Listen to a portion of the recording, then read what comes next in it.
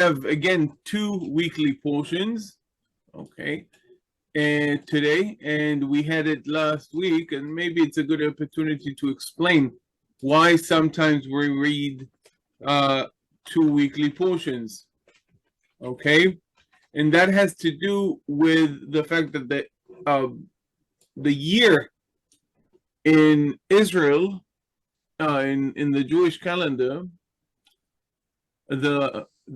is not a very set year. This is a big difference between the standard Jewish calendar and the calendar that was practiced in Qumran. Okay, in Qumran, where the Dead Sea Scrolls sect, which possibly celebrated their calendar according, again, we don't have them, we have the books, we have the Book of Jubilees. So they celebrated a calendar that was very, very organized, in the sense that it was very structured, okay? They had a yearly cycle of 364 days. And why is 364 days gives you a very, very organized calendar, guys?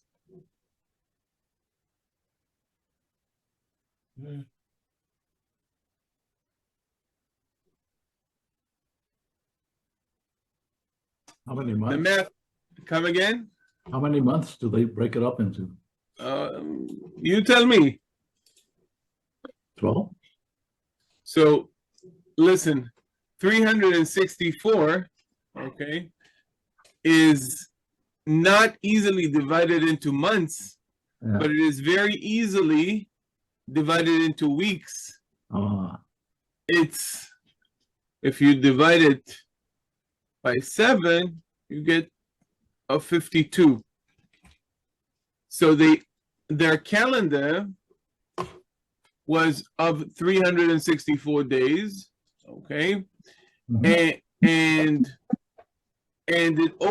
it meant that you had always the same holidays in the same day of the weeks consistently, okay? And so their calendar was very, very organized in that way. Obviously, it has a problem because it does not fit the astronomy, because the year is the tropical year, the year that marks the circling of the Earth around the sun, is 365 roughly days. So you have a deficit of 1 day between the calendars, but they had at least everything organized nicely. The Jewish standard calendar has to compensate for different lengths of the year. It has to have flexibility, okay, which makes the Jewish year fluctuate between 354 and 385 days. Okay, and if you want to finish reading the Torah every Shabbat, okay, you read every Shabbat a portion of the Torah, and you want to finish the cycle of reading every year. Now, this is further complicated by the day of the week on which you celebrate the holiday. Now, in the Qumran calendar, in that calendar of the Dead Sea Scroll sect, they did not have that problem. Again, why? Because they always had the same day of the week, okay? The holiday started always with the same day of the week, okay? So, for instance, the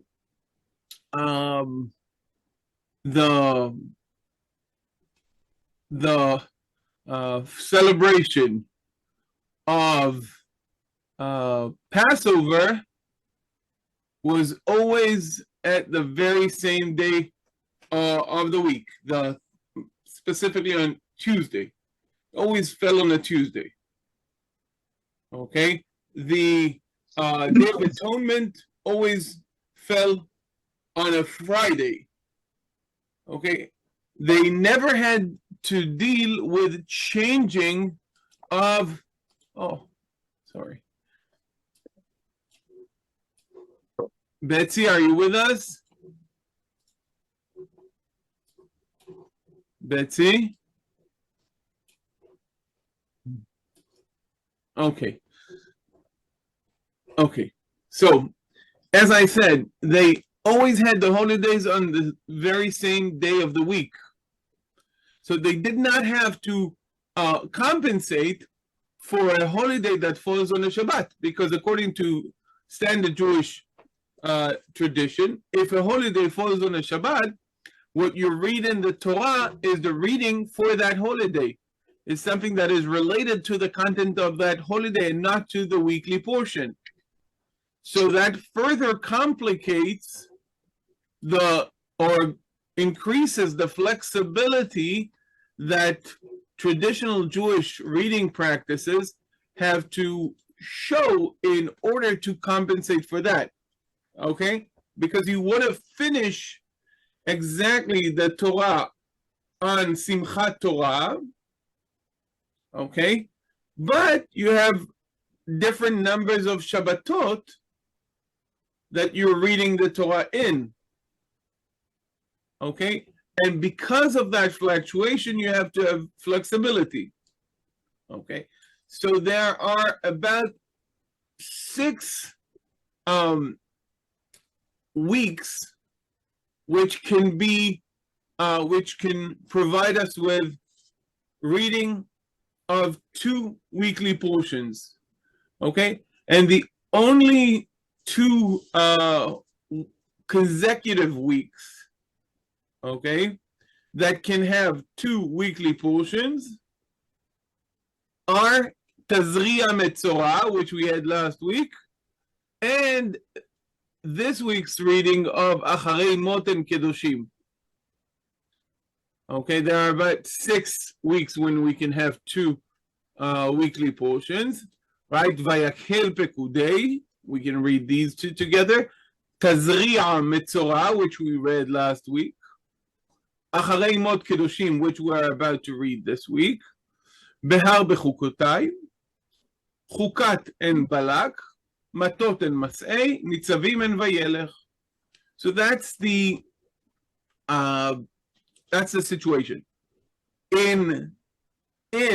Listen, this is important for you guys, not for me, for you guys.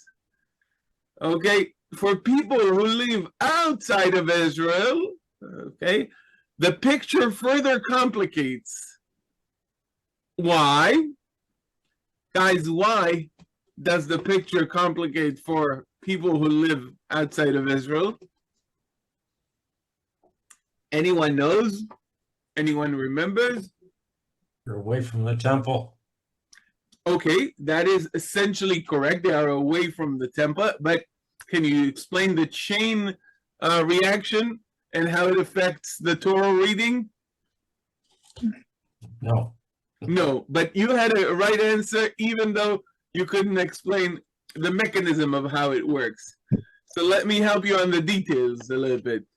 But you got the answer. Remember how they would set the holidays, guys? By by the sighting of the moon, because you have to decide when the month starts. Okay, a month is 29 and a half days. You have to decide, is it 29 or 30? You cannot have half a day, roughly, okay? And according to the sighting of the moon, the Beit Din, okay, the legal authorities, they would have to decide the length of the month. Okay, when does the month start? Now, the starting of the month affects the holidays because the holidays are on a given day of the month. So, for instance, we've talked about the Day of Atonement that always fell on a Friday in the calendar of the Dead Sea Scrolls. Okay, it always falls on the 10th day of the seventh month. Okay, which we celebrate today as kind of the first month, but בעשור לחודש השביעי הזה יום הכיפורים הוא on the 10th day of this month, referring to this seventh month. Okay, the Day of Atonement is celebrated. Now, when is it? It depends when was the first. Okay, and there were indeed discussions and debates about these issues. By the way, you can see that, and we've talked a little bit about that in the Muslim world still today, because they debate when does Ramadan start. Okay, for instance, this year, not too long ago, 2 months ago about, there was a debate. Besides the rockets that Iran was launching at Saudi Arabia, they also had a legal, religious legal debate. When does month of Ramadan start? And the Ramadan in Iran started a day later than Ramadan in Saudi Arabia. Okay, so think about it. It affects, if, let's say, Jews in Jerusalem and Jews in Tel Aviv would have a difference of a day in the first day of the month, they would also have a difference in a day in their Day of Atonement. Okay, now because of that phenomenon of consecrating the first day of the month according to the sighting of the moon, people who live far away from the temple would not necessarily know when to celebrate the holiday. They would have two options. And so to this very day, Jews living outside of Israel, because of that situation, back when sighting of the moon was practiced, it's not practiced anymore. We have a calendar. They still celebrate 2 days of each holiday. So, for instance, Jews living in America, they have two Seder nights, first Seder and second Seder. Sometimes they do the one with a family, the other one with a community, but they do celebrate two Seders. In Israel, only one. Now, how is that affecting the weekly portions? Again, they have more holidays that can fall on Shabbats. And if holiday falls on Shabbat, you read something related to the holiday. And then they have less Shabbatot, right, to cover more ground, because they also have to finish reading the Torah on the same day. Okay? So do we now understand why sometimes we have two weekly portions, guys?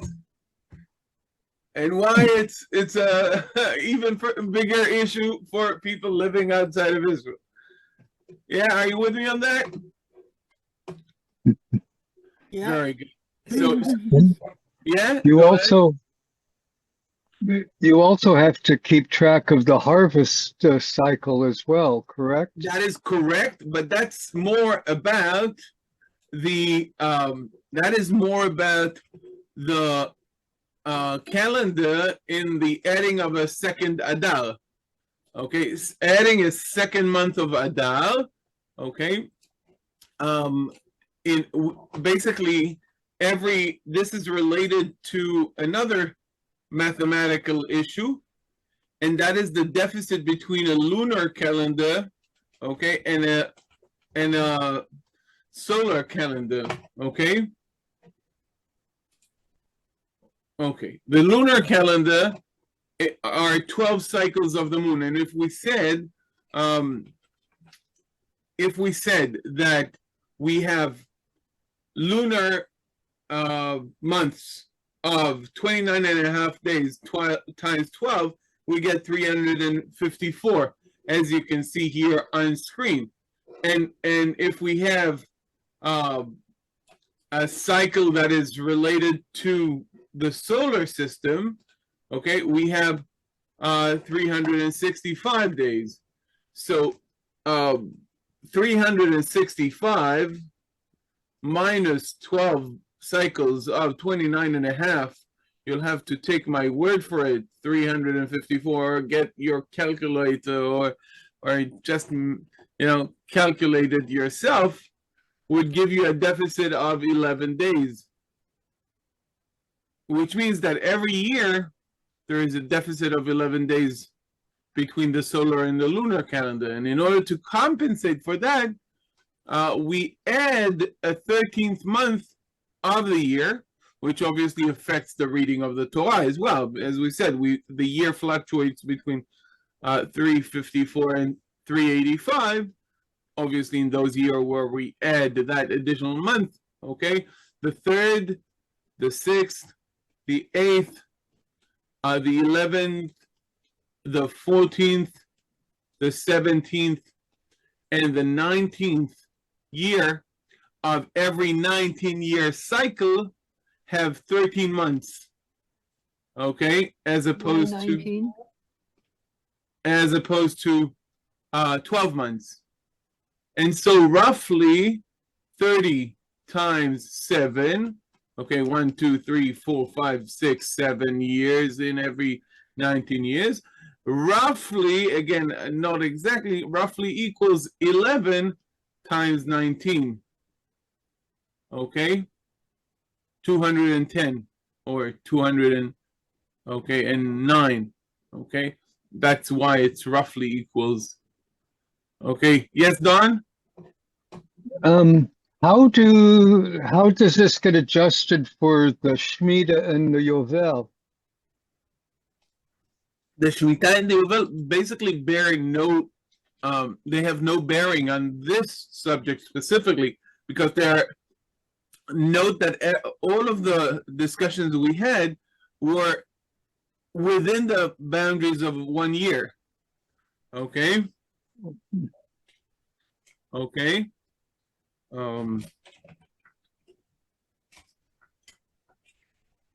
So it really has no bearing, because all of the math we did were within the year. Okay? Are you with me?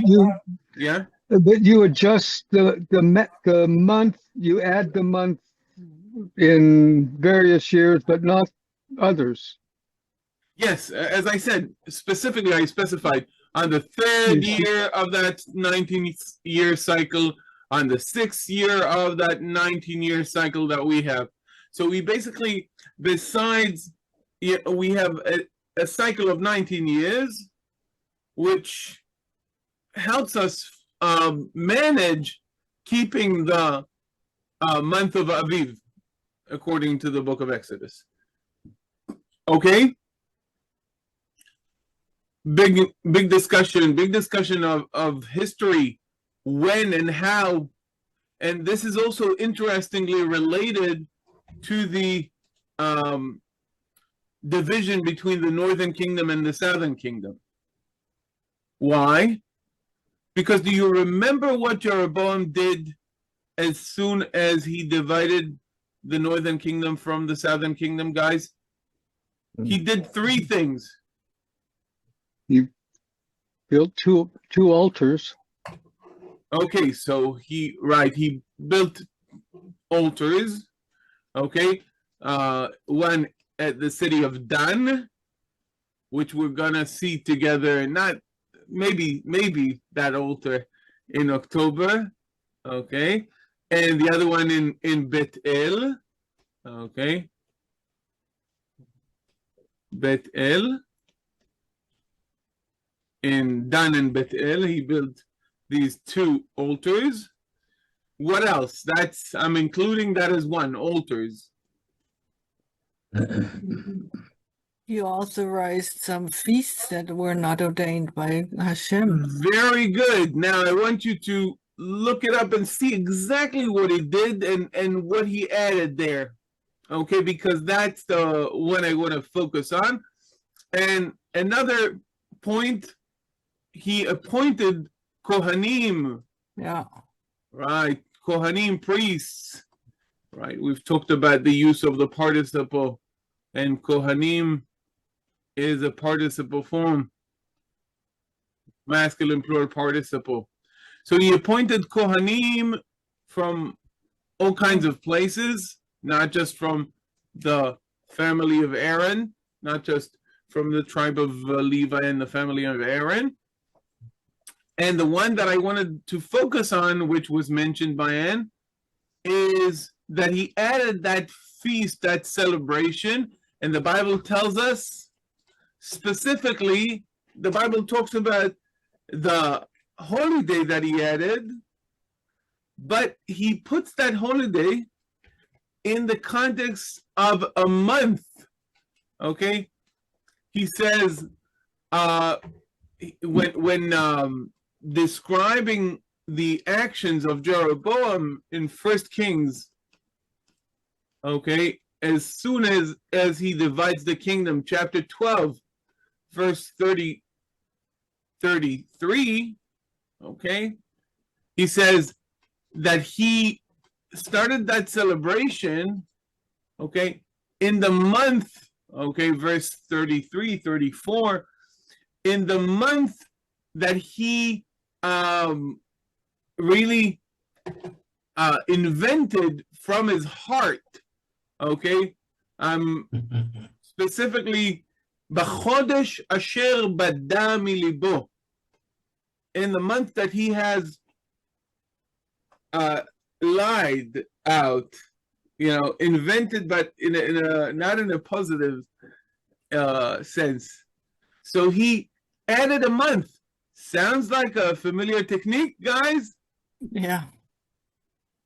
The first thing he does is to add a month to the year, which was common practice.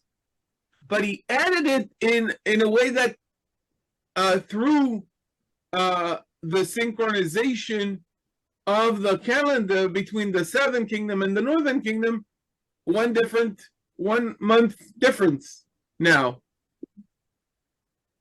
Remember, we've talked about 1 day difference of the Day of Atonement that sometimes, was debated. Now there is a whole month. There's a very different, radically different calendar between the southern kingdom, the temple in Jerusalem, and the northern kingdom. Okay? That's one of the first 3 actions that were taken by Jeroboam.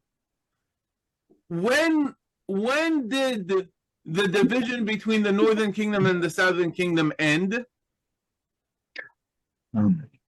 Solomon died. You said what? When King Solomon passed. No, No, when they came, it started when returned King back. Solomon passed. Yes, Georgie. Yeah, when they returned back from the Babylonian captivity. Basically never. So because the kingdom of Israel did not exist. So when that division ended, when the kingdom of Israel was no more, who was the king of Judah after the fall of the kingdom of Israel?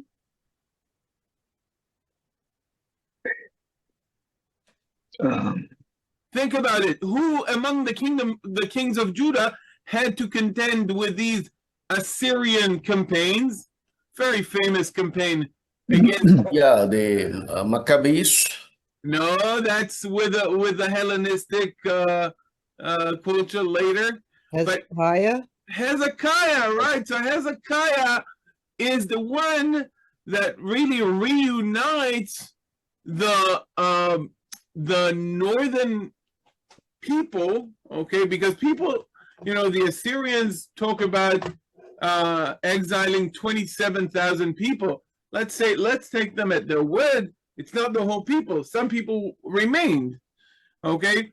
So what is Hezekiah doing in order to consolidate the people? He invites everybody to come to Jerusalem, yes? Right, he invites everybody to come to Jerusalem. That is correct.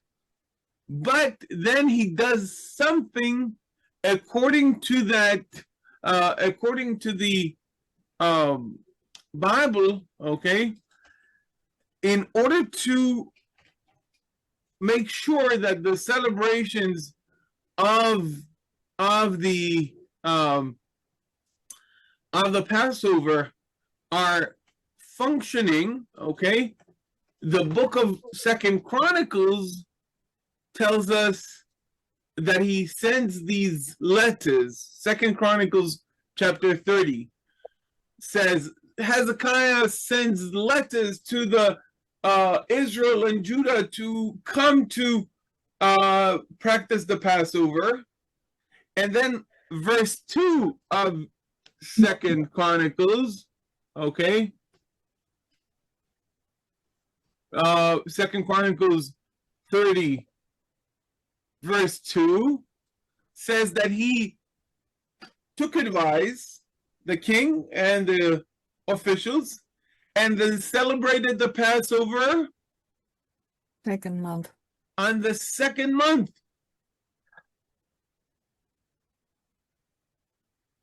Do you see why now? Why did they celebrate on the second month? Didn't Moses ordain that if you were traveling or That is correct. That's the only holiday that has like a second chance. That is correct. But that second holiday is slightly different. It's for individuals, not for the whole people. Okay, so various reasons, like religious reasons, are given in the Book of Chronicles. The priest did not have time to consecrate, and the people did not have time to gather, and all kinds. But essentially what he does, he resynchronizes the calendar, right? Because what Jeroboam did about 200 years earlier is push the calendars 1 month apart by adding a month in the northern kingdom, and thus celebrating, in that case, celebrating probably tabernacle on the 8th month. Now, in order to synchronize the calendars, Hezekiah 200 years later pushes the Passover a month ahead. Now you get the kingdoms, no longer a northern kingdom, but the people of the northern kingdom are now synchronized back to the calendar of the southern kingdom by Hezekiah, the king of the south, the king of Judah, synchronizing the calendars. Great. Defeat by mathematics. Okay, yeah, but it's not complicated math. We didn't do anything that is like more No, than but it's genius. okay. So that's a little bit about the calendar and why sometimes we read two weekly portions, and there is no better time to talk about this issue than actually the only 2 consecutive weeks when we can read when we read two weekly portions. Okay, so let's talk. Netanel, Yes, can I ask a dumb question? you can ask a question, but I'm sure it's not dumb. Go ahead. No, have the rabbis ever debated on how could have Jeroboam done, because it was initiated by God that the 10 tribes would be with him. But how could have he done more better? Have there been any possible discussions on that? Actually, the core of rabbinical discussion is related to how could Hezekiah push Passover a month ahead rather than Jeroboam, and you're asking more of a theological question. The rabbis focused on the legal question, assuming that Hezekiah is supposed to work according to the law. Okay, Jeroboam is a bad king. He can do whatever he wants. But Hezekiah, who is beloved by God and dedicated to God, he is premised as working according to the law. So the rabbis dedicate more of their discussion to Hezekiah and his action rather than Jeroboam. Now, as far as your question, it's a very, very profound theological question. How do people do things that God doesn't like? But that's generally related to the free will question, right? You know, people do every day things that God forbids. You know, people kill, people, people go through the 10 Commandments as if they want a check mark, or, sometimes. Yeah. Yes, Don. Was Jeroboam, was he following the pattern of the local Canaanite tribes in the way he did things? So Jeroboam, no, I don't think that Jeroboam is the king to talk about these influences. You can talk about these influences definitely of surrounding nature with Ahab, for instance, more profoundly with a little bit more information.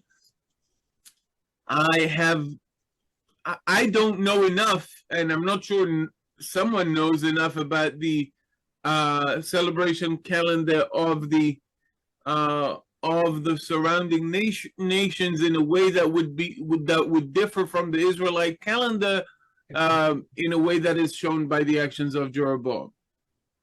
Okay, but Solomon, it's definitely a possibility. Solomon was allowing his wives to influence beliefs, and they were from these surrounding countries, right? No doubt, Solomon, yeah, Solomon has kind of emphasized the international nature of his kingdom, no doubt. You know, you don't have 1,000 women because you have insatiable appetite. It's not that. It's a ministry of foreign affairs, essentially, in the very literal sense of that concept. The Queen of Sheba, that they have traditions in Ethiopia that Solomon and the Queen of Sheba had a son, Menelik, and it's not like that outlandish. He had women from all of the other nations, so maybe that as well. So definitely Solomon introduces, and even in the context of the calendar, you can see that the names of the months that are used around the building of the calendar are unique, and they are Phoenician. Okay, and that's the only place in the Bible where we find them around the building of the temple, because the schedule, maybe the foremen, the contractors, some of them, we know they were Phoenicians. But specifically in regards to the actions taken by Jeroboam, I don't have anything that positively says one or the other. Okay?